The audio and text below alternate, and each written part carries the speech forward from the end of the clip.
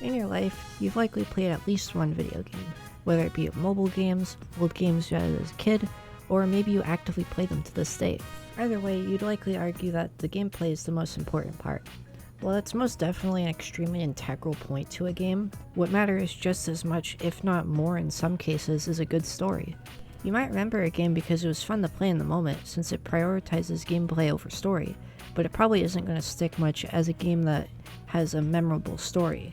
If it does, more power to you, but you don't prove my point, so you don't exist to me anymore. Now, over my time, I've played a lot of downright awful games, but they made up for their lackluster or disappointing gameplay with a memorable story. Some of the best stories are experienced in a video game because it's like you're really there, interacting with the characters, feeling some intense emotion brought from the dialogue or theme.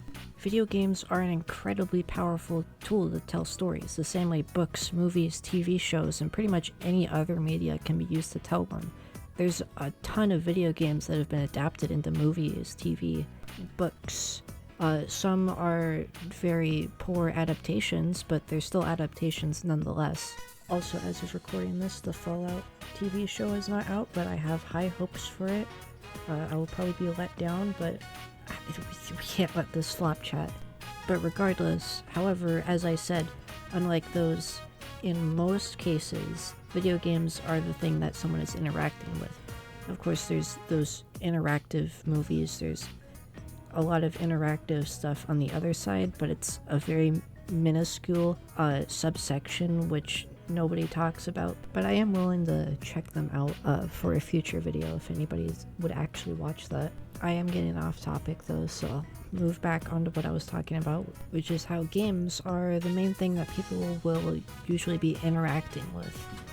Their choices are outright affecting the entire course of the story in a lot of cases, such as games like Fallout, or one I don't really see talked about too much is Shin Megami Tensei, where whatever you do in that game can sometimes outright affect the entire course of like the rest of the history. But in movies, books, there's not really much of a multiple endings to one book or movie or TV show.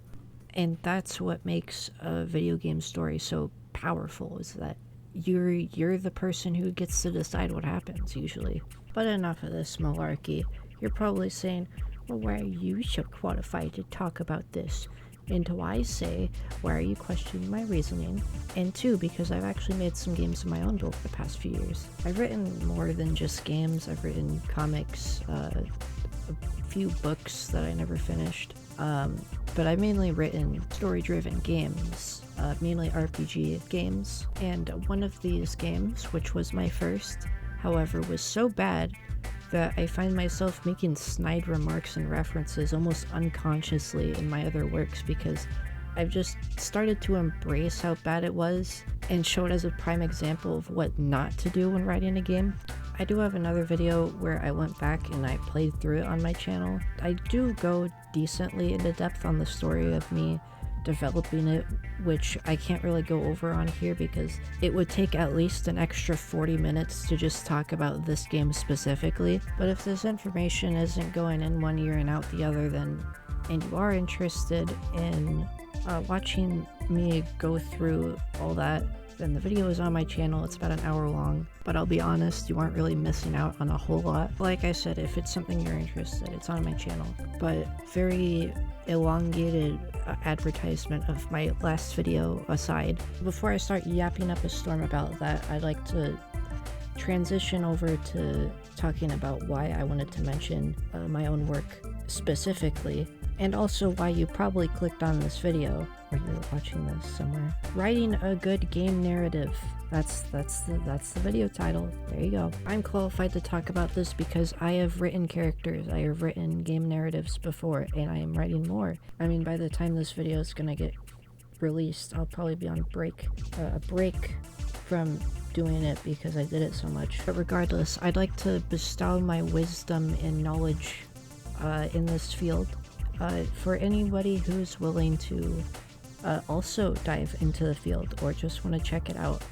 Maybe write their own game or write someone else's game, who knows. Regardless, I do hope someone learns something at least from this video, and that's kind of my whole goal. But without further ado, let's start out with the most important part, which is the outline. This is something that's always important for literally any piece of writing you ever do, any story you write, whether it be you're writing a movie or a script or a video. Even this video, I had the outline and I had the script. I never finished the script, so now I'm just pulling things out of nowhere. Even when I don't have a script, I do outline and then just bullet points of what I want in this video and what I want to talk about it.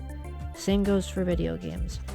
You put bullet points of not only what you want from a gameplay perspective if you're making the game yourself. If you aren't, then just toss that to the side, let someone else deal with it. Same goes with the music, if you're making the music too.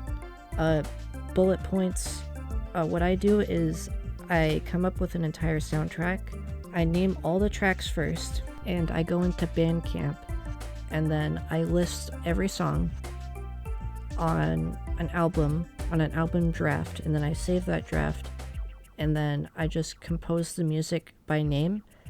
Not a lot of people can do that. If you can't do that, then don't do that. Do that however you want to do it. If you, like I said, if you're only doing the story, then this doesn't matter to you. But I feel like this should be addressed as well. Coming from someone who has made entire games just off my own time and without any real help from anyone else. I made all the soundtracks and everything else for my games. So this is just something that I have as a routine. It might work for someone else, maybe it won't, who knows. But if you're here for just the story, then that's fine, because that's my next topic. So after you've got a base outline for what you want, you should come up with just like a basic description of what your game is. I have a game that I'm working on. It's called Wrath of the Shinsengumi. I have the description and I have the name, but I have not started writing it. It is about a group of samurai during the era when the Shinsengumi, the actual Shinsengumi, was around in historical Japan. And that's the description, that's everything that I have about the game. I have not started on the game, I haven't started developing it, I haven't started writing it because I'm still busy with other things that I'm writing, but that is my routine for how I structure things and how I write concepts. Because if you don't have a concept, then what you get in the end is either going to be garbage or not very great, because you don't have a start end. You don't have a start, you don't have an end, you don't have a middle. You just winged it and created some monstrosity, which is something that I am guilty of. I have done this numerous times. Back in 2020, I started writing this really not great web series on my old YouTube channel, which I'm not going to ever disclose any aspects of that show because it was so god-awful. I didn't have a set end to that show, and then I just ended it abruptly because I got bored of it. That is probably the worst way you can handle any narrative at all, is just ending it because you wanted to. I later readapted that game into my first game, which I mentioned earlier in this video. And like I said, that game was so bad that I just constantly dog on it and I joke about it and as many times as I can because it's a joke. The game was a joke. That was how bad it was. Because what I tried to do is rewrite it and I still didn't have an ending to it. And that's exactly how you don't write a narrative. What you want to do with a narrative is have the beginning. So let's say I want to make a game where I'm the protagonist and it's my world and I'm like the ruler of the world. And then how am I going to end this story off though? This game can't end. You can't be released without an end. So like, how am I going to end this story off? Do I just end it off abruptly, or do I have it lead up to an ending? Which you should have it lead up to an ending, hopefully. Pretty much every story ever has a big lead up to a big climax, and then it ends, and then it goes back up again, and then it ends. That's usually how stories end. Sometimes they just end abruptly. Those stories aren't very good usually, though. But a good example that I'll mention is Persona 3. If you're familiar with my content, I've talked about this game probably a lot more than I should. But the game starts out in a great way. It introduces you to your main character, some of the other main characters, and it has this good lead up to a very satisfying climax and then a very satisfying ending. And that's why I usually consider that game to be one of my favorite games of all time, and it's something that I usually mention when I'm talking about a good story. Is I immediately resort to either Persona 3 or Halo 3, which also starts out perfectly. It introduces you to pretty much the main conflict of the story. By like the third mission, you'll have a basic understanding of what's going on, and then by the end it wraps things up perfectly. A bunch of loose ends were tied from the first two games, and it just has this perfect ending to the original trilogy of the games, which all three of those games are their own narratives, but at the same time all three of the Halo games are one big narrative with other narratives inside, if that makes any sense. But Persona 3 is a different case because it's just one narrative. All the games in the series have just been one narrative for each game. But regardless, they prove my point perfectly. They're well thought out. They have good story, good gameplay, and pretty much everything you really need for a good game story. Now, of course, there's other things, like things that can supplement the story, which is quality gameplay, of course. I said at the beginning of the video that sometimes the story is more important than the gameplay, but other times they're both equally as important, because if your game is just a total slog to get through but people enjoy the story, then it's a double-edged sword, really. Like a prime example of this is Halo 2. A lot of people liked Halo 2. Me personally, that game sucked. That game had a horrible gameplay and wasn't really that fun to play through. But the story was good, and it was a good tie-in as pretty much the middle of the original Halo trilogy. Well, even though it does have a good story to it, it still just isn't that good in terms of gameplay, which makes it a real turnoff when I'm trying to play it. And I would much rather just play one of the other games in the series. There are people with pitchforks outside my house. Well, back to what I was talking about.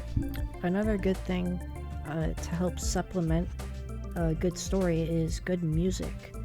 If you have some cool-ass music going on in the background with a cool action sequence, and it's just everything's going crazy, and it's something that the viewer is going to be dragged in to look at, then that's also something incredibly important. Whether it's like an emotional scene or something like jam-packed like I just described before, the music in the background is really going to help out with it to make the scene or that part in the story just way more memorable. I'll show a couple examples here.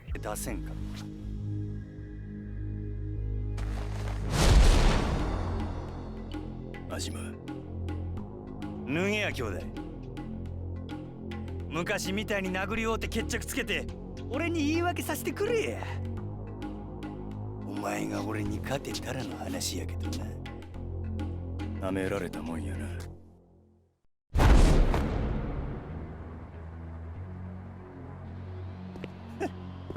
安心したわまだ体はダブついてないようや25年間無所で毎日鍛えられとったわのうのうと暮らしとったお前とは違うそれじゃこっちも手加減なしで行かせてもらうぜ望むところへ行くでー兄弟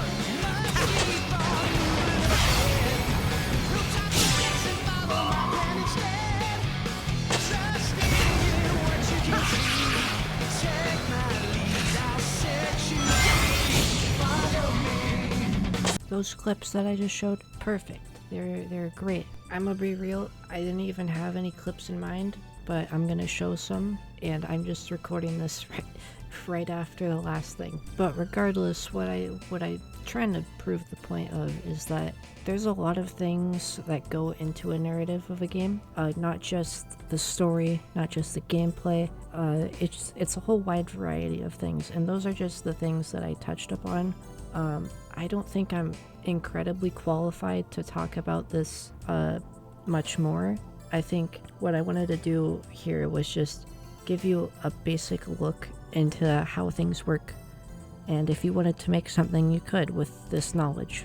That was the goal, at least. But regardless, that is all I really have to say here. I can't drag this video on any further. So if you learned something, then leave a like. And if you didn't learn anything, then leave a dislike and talk about how much you didn't learn in the comments. So yeah, that's all I really have to say.